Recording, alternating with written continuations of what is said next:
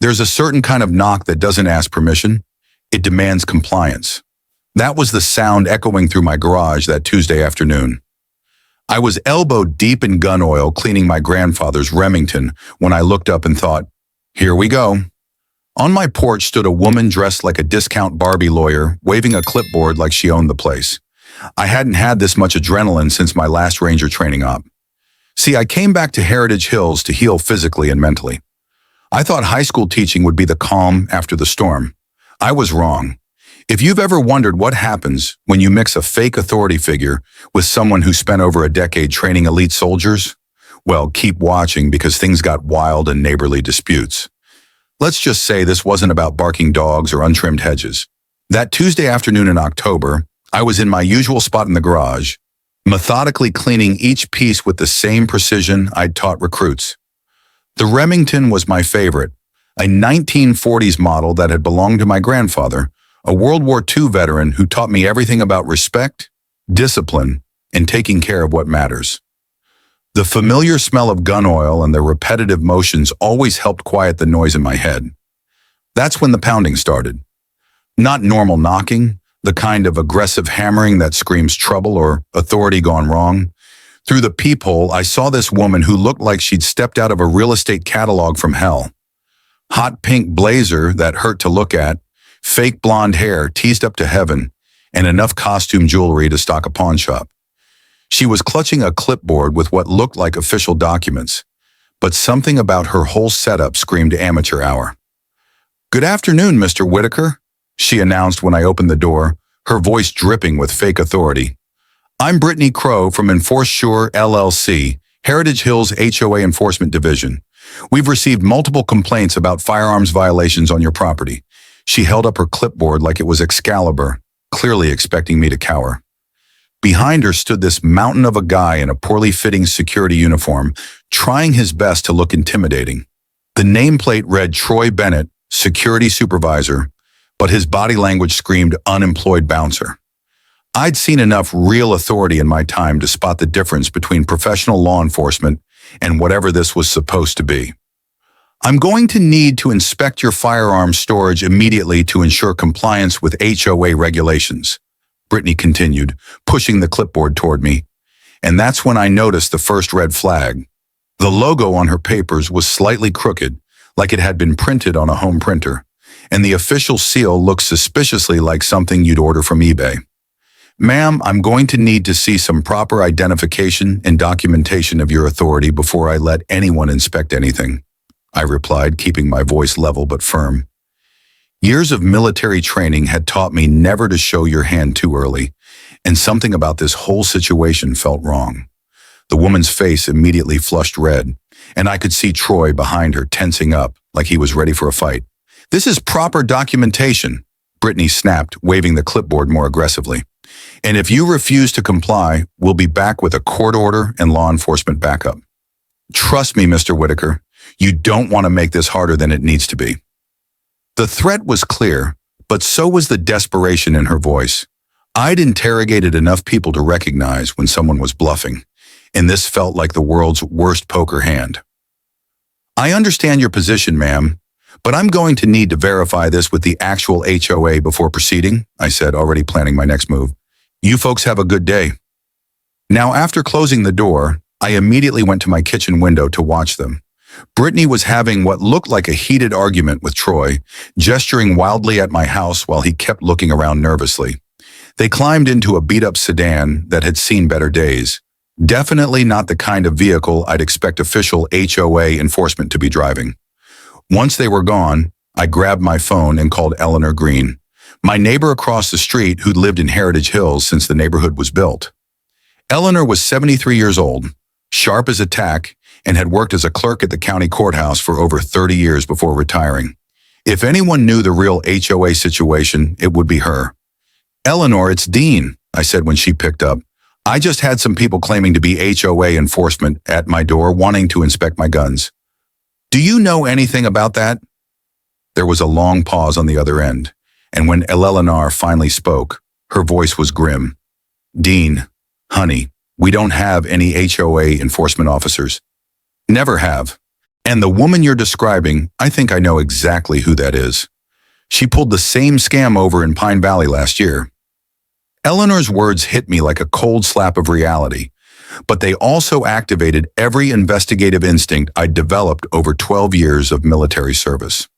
Tell me everything, I said, settling into my kitchen chair and grabbing a notepad. Her name's Brittany Crow, and she's bad news, Eleanor explained. She used to be a real estate agent, but her license got suspended after she got caught in some shady deals. That company she mentioned, Enforcer LLC. I looked it up after hearing about Pine Valley. It's registered as Home Ornaments Advisory, which doesn't sound like law enforcement to me. This was getting interesting. I thanked Eleanor and immediately fired up my laptop to do some digging. Thanks to my background training document, Security for the Military, I knew exactly where to look for public records. What I found was a goldmine of red flags that would make any reasonable person run screaming. Brittany Crow had quite the paper trail. Multiple failed businesses, bankruptcy filings, and she owed over $200,000 to various creditors. But the most interesting discovery was her connection to the ATF. She'd filed 3 false reports in the past 6 months, each claiming someone was illegally selling weapons. Every single report had been investigated and dismissed as fraudulent. The pattern was becoming clear. She was specifically targeting gun owners, probably figuring they'd have valuable collections worth stealing. Troy Bennett's background was equally sketchy. Fired from his last 3 security jobs for excessive force, currently on probation for assault, and apparently Brittany's live-in boyfriend. These 2 weren't just amateurs. They were desperate amateurs, which made them potentially dangerous. The next morning, I was reviewing my findings when my doorbell camera alert went off. There was Brittany again, this time dressed in what I assumed she thought looked more official. A navy blue blazer with fake badges pinned all over it, like she was auditioning for a community theater production of generic authority figure number 3. She was alone this time, carrying an even thicker stack of papers and wearing the kind of smug expression that told me she thought she'd won the lottery. "Mr. Whitaker," she called through the door, "I have a court order here requiring immediate inspection of all firearms on the premises. You need to open this door right now or I'll have to call for police backup." I opened the door and took the document she thrust at me, and that's when I nearly burst out laughing. This woman had actually tried to create a fake court order using Comic Sans font. Comic Sans! I'd seen kindergarten newsletters with more authority than this document. "Ma'am, I have to ask what court issued this order," I said, struggling to keep a straight face. The County Court of Heritage Hills," she replied, clearly making it up as she went along. "Judge Thompson signed it personally." Judge Thompson. I happened to know that our county's judges were named Martinez, Johnson, and Wu. There was no Judge Thompson, and there definitely wasn't a County Court of Heritage Hills. We fell under Travis County jurisdiction, but the real kicker was the signature at the bottom. I'd seen enough forged documents in my military career to spot a fake signature, and this one was laughably bad. It looked like she'd practiced writing Judge Thompson about 5 times and picked the best attempt. "I'm going to need to verify this with the court," I told her, pulling out my phone. "You can't do that," she practically shouted. "This is an active investigation, and any interference could be considered obstruction of justice." That's when I knew she was getting desperate. Real law enforcement doesn't get panicky when you want to verify their paperwork. They encourage it. I made a show of dialing the courthouse while watching her face go through about 6 different shades of red. "Hello, Travis County Courthouse. I need to verify a court order supposedly signed by Judge Thompson." Brittany's eyes went wide and she actually took a step backward. "You know what, Mr. Whitaker? I think there might have been some confusion with the paperwork. Let me go back to the office and get this sorted out. We'll be in touch." She practically ran back to her car, clutching her fake documents like they were evidence of her crime, which technically they were. I watched her drive away while staying on the phone with the courthouse. "Actually, never mind about that court order," I told the clerk. "But could you tell me if we have a Judge Thompson in Travis County?"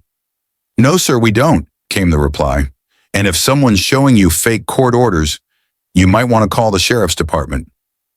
At school the next day, I found myself using this experience as a teaching moment for my American history classes. The difference between law and morality. I explained to my third seniors, is that law is what people in power say you have to do.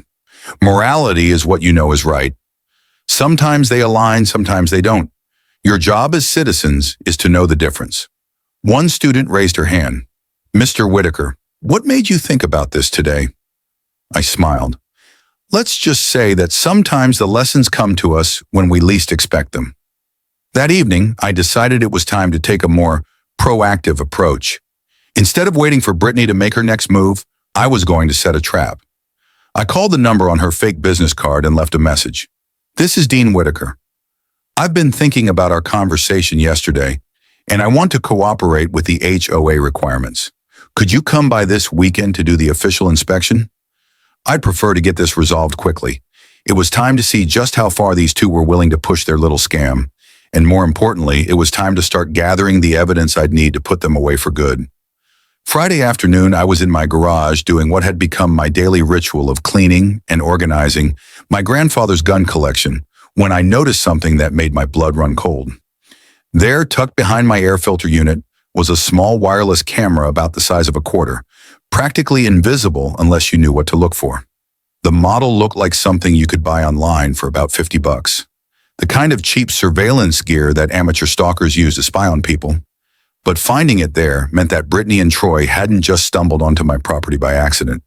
They'd been watching me, studying my routines, probably cataloging every valuable item they could see through the windows. This wasn't just a random scam. This was a targeted operation, and I was starting to understand just how deep this rabbit hole went. I left the camera exactly where it was, but started behaving differently, making sure to block its view whenever I handled anything valuable, and being careful about what I said within earshot. Meanwhile, I set up my own surveillance system, 3 discrete cameras positioned to capture every angle of my front door and driveway, plus audio recording equipment that would pick up every word of our upcoming conversation. If Brittany and Troy wanted to play games, I was going to make sure I had all the evidence I needed to end those games permanently. I also called Eleanor and asked if she'd be willing to serve as a witness to whatever was about to go down. Honey, I've been waiting 40 years for someone to ask me to help catch some criminals, she said with obvious excitement. Saturday morning arrived with crisp October air, but I had a feeling the day was going to be anything but peaceful. Right on schedule, at exactly 10 a.m., Brittany's beat-up sedan pulled into my driveway. This time, she'd brought reinforcements. Troy was there, plus 2 additional people who looked nervous and confused. Brittany had clearly upgraded her costume, adding what appeared to be a fake badge and a utility belt that probably came from a Halloween store. Troy was wearing sunglasses indoors and trying to look intimidating, but mostly succeeding in looking like a discount store security guard having a midlife crisis. Mr. Whitaker, Brittany announced as she approached my door, we're here for the official compliance inspection. I trust you have all your firearms properly secured and documented according to HOA regulations. I invited them all inside, making sure to guide them through the exact pass where my cameras would capture the best footage. The 2 additional people introduced themselves as Mike and Sarah, and from their body language, I could tell they weren't part of the original scam. They seemed genuinely confused about what they were supposed to be doing there, referring to Brittany as their supervisor and asking questions that made it clear they thought they were working for a legitimate company. It was becoming obvious that Mike and Sarah were victims too. Probably people desperate for work who'd responded to some fake job posting and were now being used as props to make Brittany's operation look more official. Before we begin, I said, pulling out my phone, I'd like to record this inspection for my own records. I hope that's not a problem. Troy immediately stepped forward, his hand moving toward his belt like he was reaching for a weapon. That won't be necessary, he growled, trying to sound authoritative. This is an official investigation, and recording could compromise our procedures. That was mistake number 1. Real law enforcement encourages citizens to record interactions because it protects everyone involved. Only people with something to hide object to being recorded. Actually, Texas is a one-party consent state, I replied calmly, which means I can record any conversation I'm a part of. And since this is my property, I have every right to document what happens here. Brittany shot Troy a look that could have melted steel, clearly frustrated that he was escalating things too quickly. Let's just get this over with, she said, consulting her clipboard with exaggerated authority. "We need to see all firearms, ammunition, and related storage equipment. Additionally, there's been a complaint about unlicensed valuable items on the property, so we'll need to document those as well." There it was, the real reason for this whole charade. They weren't just after my guns. They wanted to catalog everything valuable in my house so they could come back later and steal it. "I'm also going to need you to pay the inspection fee," Brittany continued. $8,000 to cover processing and compliance costs. $8,000 for a fake inspection from fake authority figures with fake paperwork. I had to admire the sheer audacity, even as I was calculating exactly how many felonies they were committing in real time. That's when I heard the most beautiful sound in the world. Eleanor's voice calling from my front door. "Dean, honey, I brought those HOA documents you asked for, the real ones." Eleanor walked in carrying a manila folder thick with official papers, and the look on her face when she saw the tense situation was priceless. "Oh my," she said with theatrical innocence, "am I interrupting something official?" What I didn't know yet was that Eleanor had already made a phone call that was about to change everything, and that Brittany was about to make the kind of desperate mistake that would expose the full scope of her criminal operation. What happened next was like watching a masterclass in how not to handle a criminal situation. Brittany was frantically trying to call her backup while I kept Troy positioned where my cameras could record everything. Mike and Sarah were pressed against my living room wall, looking like they wanted to disappear. And Eleanor was standing in my doorway with a folder full of actual HOA documents and the expression of someone who just walked into the world's most entertaining amateur theater production. "Ma'am, you need to leave immediately." Brittany barked at Eleanor, trying to regain control of a situation that had clearly spiraled beyond her abilities. This is an active law enforcement operation, and civilian interference is a federal crime. Eleanor looked at Brittany with the kind of patient smile usually reserved for small children who've just said something adorable and completely wrong. "Tweety," Eleanor replied in her most grandmotherly voice. "I worked at the county courthouse for 32 years. I know what law enforcement looks like. And honey, this ain't it." She opened her folder and pulled out a document that even from across the room I could see was professionally printed on official letterhead. "These are the actual HOA bylaws for Heritage Hills filed with the county and properly notarized. Would you like me to read the section about firearms? Because it says, individual property owners maintain full authority over personal property within their residences, subject only to federal and state law." The color drained from Brittany's face as Eleanor continued. "It also says that any inspections must be requested in writing with 72 hours notice and can only be conducted by licensed professionals with proper insurance and bonding. Do you have those credentials, dear?" Troy was getting agitated, so I maneuvered him into the perfect position where my cameras would capture both video and audio clearly. "You're making a big mistake, man," he said, trying to sound threatening. "We've got backup coming, and when they get here, you're going to be in serious trouble." That's when he made his catastrophic mistake. In his desperation to sound intimidating, Troy let slip something that revealed the entire scope of their operation. "Brittany's got this whole thing planned out," he shouted. "She wrote scripts for all of us, told us exactly what to say to make people pay up." The silence that followed was deafening. Brittany's face went through what I can only describe as the 5 stages of realizing your accomplice is an idiot. While Mike and Sarah exchanged looks that clearly said they were understanding for the first time that they'd been recruited as unwitting participants in a criminal conspiracy. "Troy, you absolute," Brittany screamed, abandoning any pretense of professionalism. "Shut your mouth right now." But it was too late. The mask was off. The scam was exposed, and everyone in the room now understood exactly what had been happening. Eleanor was taking notes in a little spiral notebook. Mike was starting to back toward the door, and Sarah was pulling out her phone, probably to call someone who could explain how she'd ended up in the middle of what was clearly a home invasion disguised as an official inspection. "Ma'am," I said to Brittany, keeping my voice calm and professional, "I think it's time we called the real authorities and sorted this out properly." That's when I heard sirens in the distance, getting closer by the second. "You called the cops?" Brittany demanded, her voice reaching a pitch that probably had dogs across the neighborhood covering their ears. Eleanor chuckled and held up her own phone. Actually, dear, I called them about 20 minutes ago when I saw this circus setting up in Dean's driveway. See, I recognized you from the description the Pine Valley HOA president gave me last month when she warned all the neighboring communities about your little scam. The sirens were getting louder, and I could see flashing lights through my front window. Officer Mallister is a good friend of mine, Eleanor continued conversationally. Used to be a Marine just like you, Dean. He's very interested in meeting people who impersonate law enforcement officers. The police cruiser pulled into my driveway just as Brittany made one last desperate play. She reached into her oversized purse and pulled out another thick folder, this one apparently containing what she thought was her trump card. I have evidence, she shouted toward the front door.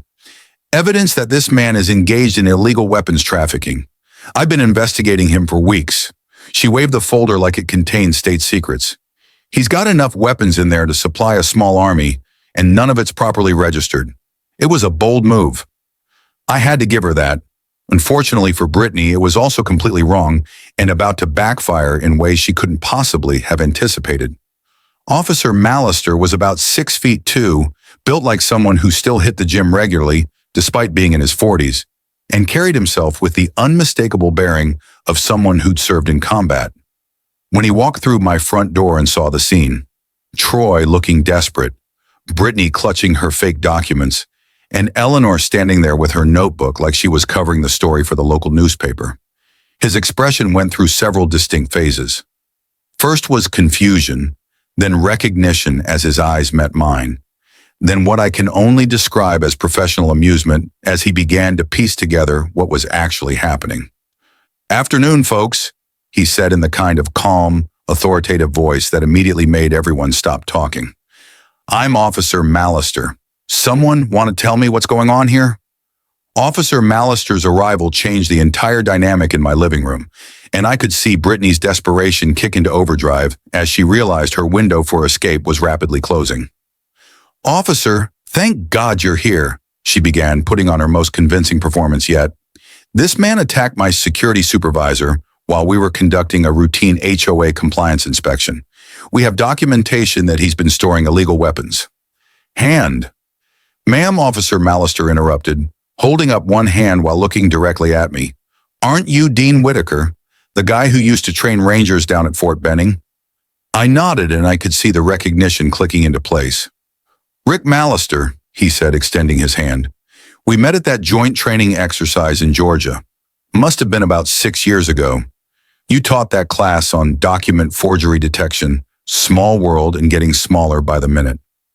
That's right, I replied, shaking his hand while maintaining my hold on Troy, who had apparently decided that staying still was his best option at this point. And speaking of document forgery, you might want to take a look at the paperwork these folks brought with them. Eleanor stepped forward with her notebook and folder, looking like a law librarian who just discovered the crime of the century. Officer Mallister, I've documented 17 separate violations of state and federal law that I've witnessed in the past 30 minutes, she announced with obvious satisfaction. These people have been impersonating law enforcement, creating fraudulent legal documents, attempting extortion, and based on what the young man on the floor just admitted. They've been running this scam across multiple communities. Brittany's face had gone from red to white to a shade of green that suggested she was beginning to understand just how much trouble she was in. Now hold on just a minute, Brittany said, trying to regain control of the narrative. I have proof that this whole situation is being misrepresented. She opened her folder and began pulling out photographs clearly taken with a telephoto lens from some distance, showing me in my garage handling various firearms. This man has been stockpiling weapons, and I have reason to believe he's involved in illegal sales. I've already filed reports with the appropriate federal agencies. And Ma'am Officer Mallister said, his voice taking on the kind of professional edge that suggested his patience was wearing thin.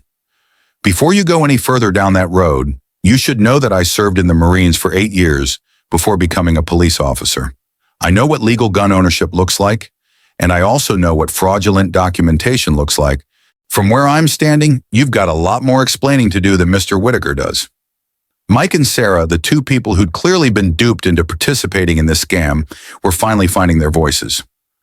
"Officer, we answered a job posting for security consultants," Mike said, his voice shaking slightly. "We thought we were working for a legitimate company doing insurance inspections or something.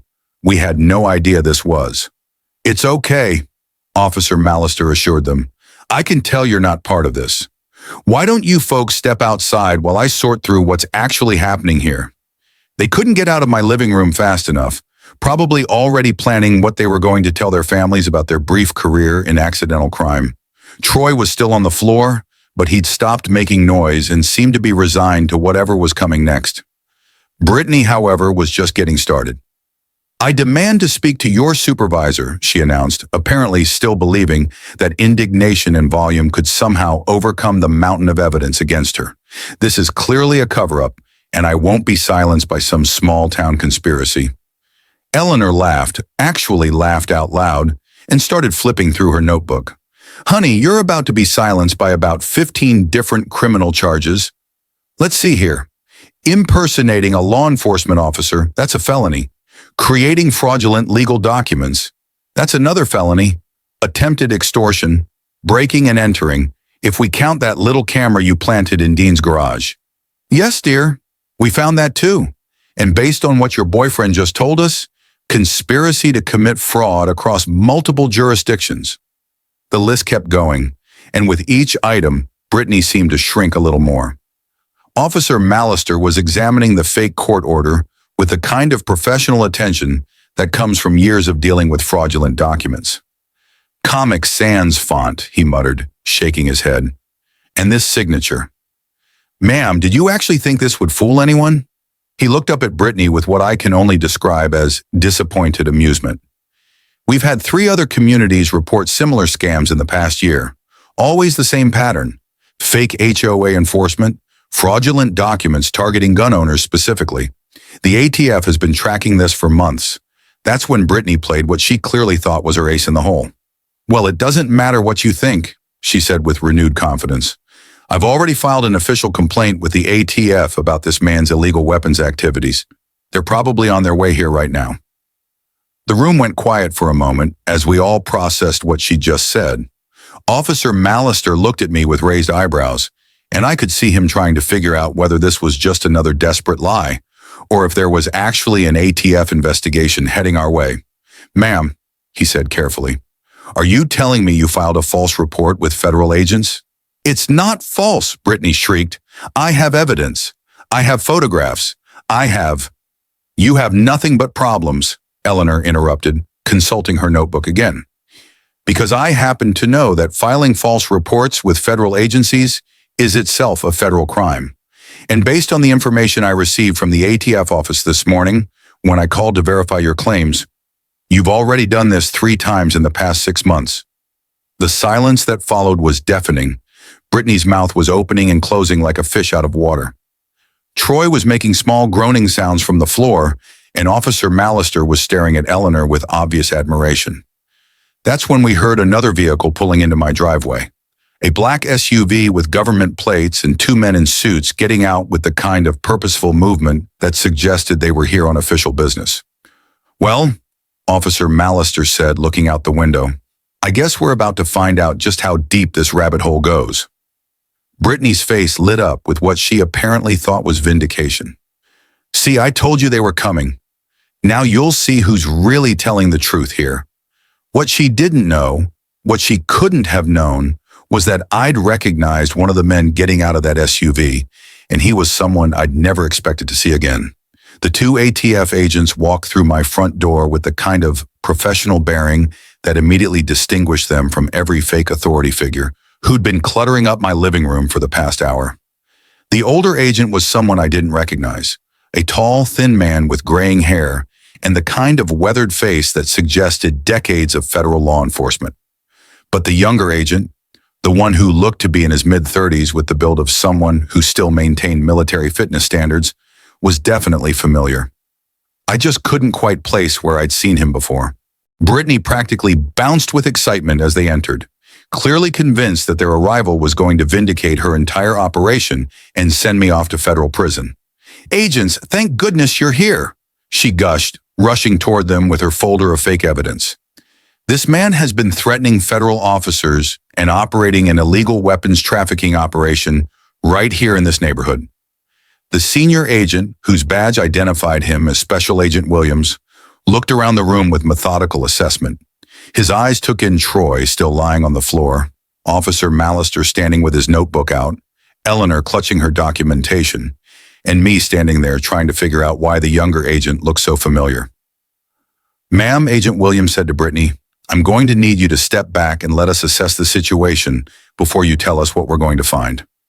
The younger agent was staring at me with growing recognition, and I could see the exact moment when he figured out where he knew me from. "Sergeant Whitaker," the younger agent said. "Dean Whitaker from the Advanced Training Program at Benning." That's when it clicked. "Mike Barrett, one of my former students from a specialized course I taught on document security and fraud detection." "Agent Barrett," I replied, extending my hand. "Good to see you again. Though I have to say, these aren't the circumstances I would have expected." Agent Williams looked between us with an expression that suggested his day had just gotten significantly more complicated. "You two know each other?" "Sergeant Whitaker was my instructor in document forgery and fraud detection," Agent Barrett explained. "If he says someone's running a scam, I'd be inclined to believe him." Brittany's triumphant expression was rapidly transforming into panic as she began to understand that her federal backup might not be as supportive as she'd anticipated. "Wait, this isn't how this is supposed to go," she stammered, clutching her folder tighter. "I filed official reports. I have evidence." Agent Williams took the folder from her hands and began examining its contents with professional thoroughness. After a few minutes of silent review, he looked up with an expression that suggested he'd seen amateur work before, but this was setting new standards for incompetence. "Ma'am, are these photographs supposed to constitute evidence of illegal weapons trafficking?" he asked, holding up blurry images taken from a considerable distance. "Those photos prove he has way more guns than any normal person should own," Brittany insisted, "and he's been having meetings with suspicious people." Eleanor cleared her throat and consulted her notebook. "By suspicious people, do you mean his students from Jefferson High School, where he teaches American history, or the veteran support group that meets in his garage every Tuesday evening?" Agent Barrett was examining the fake court orders scattered around my living room. "This is fascinating work," Agent Williams said with obvious sarcasm, holding up the Comic Sans court order. "Tell me, Miss Crow, did you actually believe this would fool federal agents?" He flipped through more pages. "And this business license for N4 Sure LLC that's actually registered as Home Ornaments Advisory. That's particularly creative." Agent Barrett had moved over to examine the surveillance camera in my garage. "Sergeant, how long have you known these people were running surveillance on your property?" "About 3 days," I replied. "I found the camera Friday afternoon and decided to see how far they were willing to push their operation." Both agents exchanged looks that suggested they were impressed with my approach. "This has to be illegal," Brittany protested. "He was spying on us, spying on him." Officer Mallister spoke up. "Ma'am, allowing criminals to continue committing crimes while you gather evidence is not entrapment. It's just good police work. What is illegal is impersonating law enforcement officers, creating fraudulent legal documents, attempted extortion, unlawful surveillance, and filing false reports with federal agencies." Troy, who had been remarkably quiet, finally decided to contribute in the worst possible way. "Look, this is all Brittany's idea," he shouted from the floor. "She told me we could make $50,000 just by scaring some gun nuts into paying inspection fees. I didn't know she was going to file fake federal reports." The silence that followed was complete. Agent Williams and Agent Barrett exchanged another look, this one suggesting that their case had just become significantly easier to prosecute.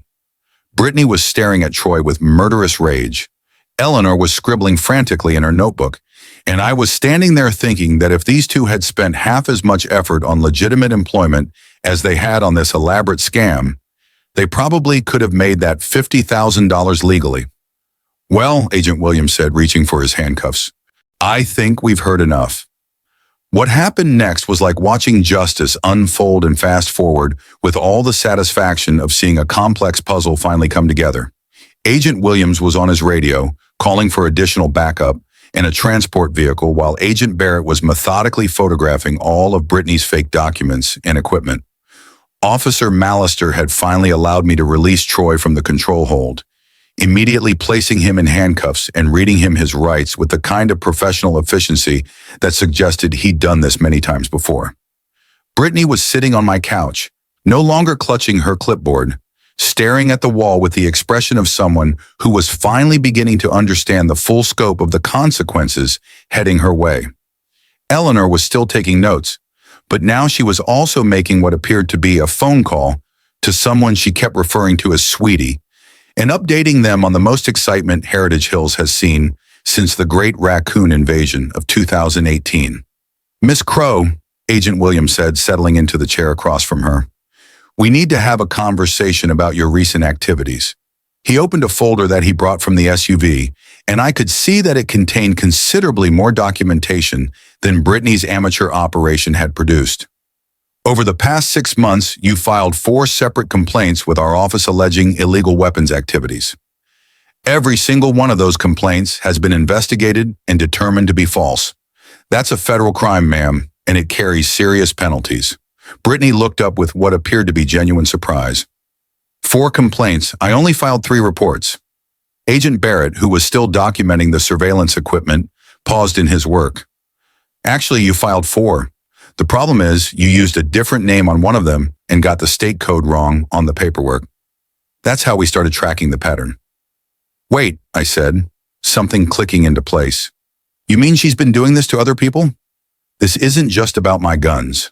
Agent Williams nodded grimly. "Miss Crow here has been operating what we believe to be a systematic fraud, targeting legal gun owners across 3 counties. The pattern is always the same: fake HOA enforcement, fraudulent documentation, demands for inspection fees, and when that doesn't work, false federal reports designed to trigger law enforcement raids that would allow her to identify and catalog valuable items for later theft." He flipped through more pages in his folder. "What makes this particularly serious is that she's been specifically targeting veterans, apparently believing that military families would be more likely to have valuable weapons collections and less likely to question authority figures." Eleanor looked up from her phone call with obvious indignation. "That's despicable," she declared. "Targeting people who serve their country, that's not just criminal, that's unpatriotic." Agent Barrett finished his documentation and joined the conversation. "What's interesting is how amateur the execution was, especially considering the scope of the operation. The fake documents, the surveillance equipment, even the business registration. Everything was done just well enough to fool someone who wasn't paying attention, but not well enough to stand up to any serious scrutiny." He looked at me with what appeared to be professional respect. "The fact that you spotted the problems immediately and then set up your own counter-surveillance operation probably saved several other families from being victimized." Brittany finally found her voice again, though what came out was more of a whimper than the confident demands we'd been hearing all day. "I need a lawyer," she said quietly. "I think I need a lawyer right now." "That's probably the smartest thing you've said all day," Officer McAllister replied, closing his notebook. "You're going to need a very good lawyer because the charges are adding up fast." Agent Williams began listing them off on his fingers. Federal charges include filing false reports with federal agencies, mail fraud if you use the Postal Service for any of this, wire fraud if you used electronic communications, and conspiracy to commit fraud. State charges include impersonating law enforcement officers, creating fraudulent legal documents, attempted extortion, unlawful surveillance, and probably a few more we'll think of once we review all the evidence. The list seemed to go on forever, and with each item, Brittany seemed to shrink further into my couch. Troy, who was now handcuffed and sitting on my floor under Officer Mallister's watchful eye, apparently decided that this was a good time to try bargaining for a better deal. "I can tell you about the other places we hit," he offered desperately. "There's a whole list of targets, and I know where she keeps all the files." Brittany's head snapped up, and if looks could kill, Troy would have been a pile of ash on my hardwood floor. "You shut your mouth right now," she hissed. "Don't you dare." "Ma'am," Agent Williams interrupted, "anything you say right now can and will be used against you in court. You might want to consider exercising your right to remain silent." But Troy was apparently past the point of caring about Brittany's opinion. "She's got files on like 20 different families," he continued. "Photos, schedules, property assessments, everything. It's all in a storage unit over on Riverside Drive. 2 hours later, my living room had returned to something approaching normal, though it would probably never feel quite the same after hosting what Agent Barrett had described as the most thorough takedown of an amateur fraud operation he'd seen in his federal career. Brittany and Troy had been transported to the county jail to await their initial court appearances. Mike and Sarah had given their statements and been released with assurances that they wouldn't face charges for their unwitting participation. And Eleanor had finally finished her phone calls updating what appeared to be half the county about the day's excitement. The agents had collected all the evidence, including the surveillance camera and several boxes of fake documents that would serve as evidence in what was clearly going to be a very comprehensive prosecution. Sergeant Agent Barrett said as he prepared to leave, "I have to say this was textbook counterintelligence work. You identified the threat, gathered intelligence, controlled the situation, and provided us with everything we need to ensure these people never victimize anyone else." Agent Williams nodded in agreement. "We'll need you to testify when this goes to trial, but based on the evidence and their confessions, I don't think that trial is going to last very long." He handed me his business card. "If you ever decide you want to come out of retirement and work for the federal government, give me a call. We could use people with your skills." As they drove away, Eleanor came over with a plate of cookies that had apparently materialized from nowhere and settled into my kitchen for what was clearly going to be a lengthy debrief session. 3 months later, I was back in my garage cleaning the same Remington that had started this whole adventure when my phone rang with news from the prosecutor's office. Brittany had been sentenced to 3 years in federal prison and ordered to pay restitution to all 7 families she'd victimized, a total of over $180,000 in damages and fees. Troy had received 18 months and a restraining order that prohibited him from coming within 500 feet of any of her victims. The storage unit Troy had mentioned contained evidence of plans to expand the operation to 5 additional counties, probably representing dozens of families who would never know how close they'd come to being victimized. More importantly for me, the Heritage Hills HOA had officially asked me to serve as their security consultant, a position that came with a small salary and the satisfaction of knowing I was helping protect my community. That evening, I sat down at my kitchen table with my grandfather's fountain pen, the same one he'd used to write letters home during World War II, and signed the official contract, making me the Heritage Hills Community Security Advisor. As I signed my name, I thought about how the skills I'd learned in the military had found a new purpose in civilian life, how sometimes the lessons we teach come back to help us when we least expect it, and how a community of neighbors looking out for each other is still the best defense against people who want to take advantage of others. And that's why I always tell my students, observe, assess, act. When you know how to apply those principles at the right time, nobody can fool you, especially not people trying to scam you with documents created in Comic Sans font and stamps bought on eBay. Have you ever encountered neighbors like this? Comment below. I'll be reading them over coffee and my grandfather's Remington. You watched it, you felt it. Now share it with someone who loves drama even more than you.